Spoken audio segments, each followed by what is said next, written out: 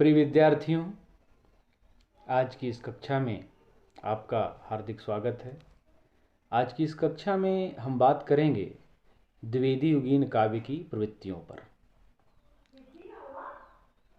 आधुनिक काल में भारतेंदु युग का जो समय रहा है वह 1857 ईस्वी से लेकर के 1900 ईस्वी के बीच रहा है। तत्पश्चात द्विवेदी युग का आगमन होता है और द्विवेदी युग का जो समय माना गया है वह 1900 ईस्वी से लेकर के 1918 ईस्वी के बीच का समय माना गया है। द्विवेदी युग को जागरण सुधार काल भी कहा जाता है और ये जो द्विवेदी युग का नामकरण किया गया है यह महावीर प्रसाद द्विवेदी जी के नाम के आधार पर किया गया है। 1903 ईस्वी में महावीर प्रसाद द्विवेदी जी सरस्वती पत्र के संपादक बने और यहीं से इन्होंने हिंदी साहित्य को एक नई दिशा प्रदान की। द्विवेदी युगीन काव्य की जो सबसे पहली और प्रमुख वृत्ति थी या जो सबसे पहली विशेषता थी कहिए, वह थी देश प्रेम की भावना।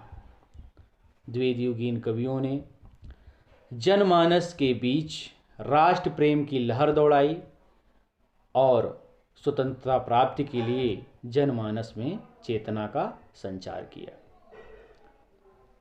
इन्होंने भारतेंदु युगीन कवियों की भांति समस्याओं के प्रति रुदन ना करके समस्याओं के कारणों पर विचार किया और समस्याओं का समाधान भी ढूंढा।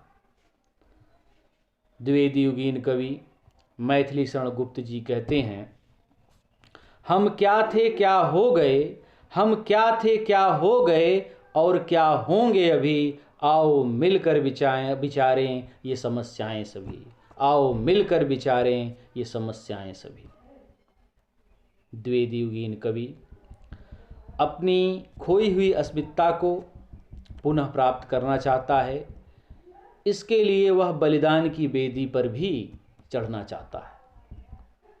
द्विवेदी युगीन कवि कहता है, प्राणों का बलिदान देश की वेदी पर करना होगा, देशभक्त वीरों मरने से कभी न डरना होगा, देशभक्त वीरों मरने से कभी न डरना होगा, प्राणों का बलिदान देश की वेदी पर करना होगा।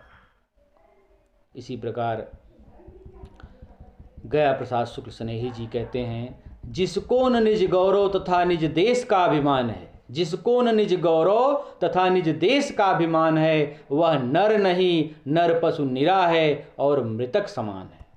अर्थात स्नेही जी कहते हैं, जिस व्यक्ति को अपने देश के गौरव पर अभिमान नहीं है वह व्यक्ति नर कहलाने का अधिकारी ही नहीं है, वह केवल और केवल पशु है और मृतक के समान है। इस प्रकार से द्विवेदी युगीन कवियों ने अपनी कविताओं के माध्यम से जनमानस में देश प्रेम की भावना का संचार किया। द्विवेदी युगीन काव्य की जो दूसरी प्रमुख प्रवृत्ति थी वह थी सामाजिक समस्याओं का चित्रण। द्विवेदी युगीन कवियों ने अपनी कविताओं के माध्यम से जो उस युग की सामाजिक समस्याएं थी, यथा दहेज प्रथा, बाल विवाह, विधवा विवाह, जाति प्रथा आदि विषयों को भी अपनी कविताओं का माध्यम बनाया था। प्रताप नारायण मिश्र जी विधवाओं की स्थिति देखकर रो पड़ते हैं और कहते हैं, कौन करे जो नहीं कसकत सुनि बाल विपत विधवन की।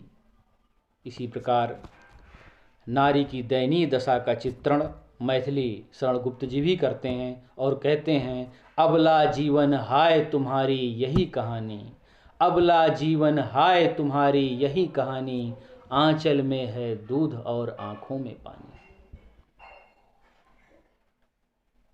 इस प्रकार से जो समस्याएं थी समाज की,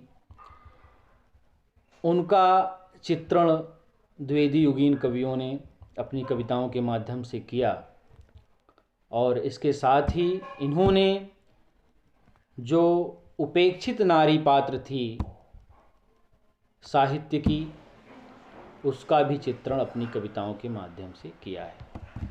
जैसे लक्ष्मण की पत्नी उर्मिला की अगर हम बात करें तो द्विवेदी युग से पहले के कवियों ने उर्मिला विषयक उदासीनता दिखाई थी, किंतु द्विवेदी युग के कवि मैथिली शरण गुप्त जी ने साकेत में उर्मिला को एक महत्वपूर्ण स्थान दिया और उनकी विरह का बड़ा ही मार्मिक वर्णन किया है।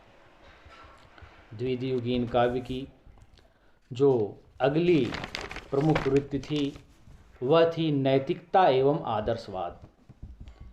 द्विवेदी युगीन कवि नैतिकता एवं आदर्शवाद के प्रबल पक्षधर थे। इन्होंने रीतिकाल के कवियों की भांति राधा एवं कृष्ण का श्रृंगारिक चित्रण ना करके राधा का एक लोक सेविका के रूप में चित्रण किया है, और इसके साथ ही साथ इनकी कविताओं में हमें स्वार्थ त्याग और कर्तव्य पालन के आदर्श भी देखने को मिलते हैं। इसी प्रकार द्विवेदी युगीन कविता की जो अगली प्रवृत्ति थी वह थी इतिवृत्तात्मकता यानी वर्णनात्मकता। द्विवेदी युगीन कवियों के काव्य में हमें वर्णन की प्रधानता भी देखने को मिलती है। इन्होंने संस्कृत साहित्य के नए छंदों के प्रयोग के साथ साथ जिस भाषा का प्रयोग किया था वह भाषा सरल, सपाट एवं सीधी भाषा थी, तथा इन्होंने इसके साथ ही अतीत के माध्यम से जो वर्तमान की समस्याएं थी उसका भी समाधान अपनी कविताओं में किया है। और इसी प्रकार जो द्विवेदी युगीन काव्य की जो अगली प्रमुख विशेषता थी वह थी सभी काव्य रूपों का प्रयोग। द्विवेदी युगीन कवियों ने अपने काव्य में लगभग सभी काव्य रूपों का प्रयोग किया है। अगर इनकी कविताओं को हम पढ़ें तो इनकी कविताओं में यह चीज़ हमें देखने को मिलती है। द्विवेदी युगीन काव्य में महाकाव्य की प्रधानता तो है ही, किंतु इस युग के कवियों ने खंड काव्य भी लिखे हैं। तो इस प्रकार से लगभग सभी काव्य रूप हमें द्विवेदी युगीन कविताओं में देखने को मिलते हैं। द्विवेदी युगीन काव्य की जो अगली प्रमुख विशेषता थी वह है भाषा परिवर्तन की। यह भी एक प्रमुख प्रवृत्ति थी द्विवेदी युगीन काव्य की, भाषा परिवर्तन के रूप में। जब मैं कक्षा में रीतिकाल पर चर्चा कर रहा था तब मैंने बात की थी कि रीतिकाल की जो प्रमुख भाषा रही है वह थी ब्रजभाषा। मैंने बताया था कि रीतिकाल में ब्रजभाषा का आधिपत्य रहा। साहित्य में ब्रजभाषा रीतिकाल में प्रमुख रूप से प्रचलित थी। उसके पश्चात आधुनिक काल में भारतेंदु युग का समय आया। भारतेंदु युग में भी रीतिकाल साहित्य की भाषा बनी रही। द्विवेदी युग 1900 ईस्वी में आगमन के पश्चात ही खड़ी बोली हिंदी ने साहित्य में अपना स्थान बनाया था। इस प्रकार से भाषा परिवर्तन भी द्विवेदी युग की एक प्रमुख प्रवृत्ति रही है। और जो द्विवेदी युग की अगली प्रवृत्ति थी वह थी छंदों की विविधता। द्विवेदी युगीन कवियों ने अपने काव्य में केवल दोहा, कवित्त और सवये का ही नहीं प्रयोग किया, अपितु इन्होंने अपने काव्य में रोला, छप्पय, कुंडलियाँ, गीतिका, हरिगीतिका, लावनी आदि छंदों का भी प्रचुर मात्रा में प्रयोग अपने काव्य में किया है। इस प्रकार से ये द्विवेदी युगीन काव्य की प्रमुख प्रवृत्तियाँ थी, या कहिए द्विवेदी युगीन काव्य की प्रमुख विशेषताएं थी। धन्यवाद। आज की कक्षा में बस इतना ही। आगे की कक्षा में फिर मैं एक वीडियो लेकर आप सभी के समक्ष प्रस्तुत होऊंगा। धन्यवाद।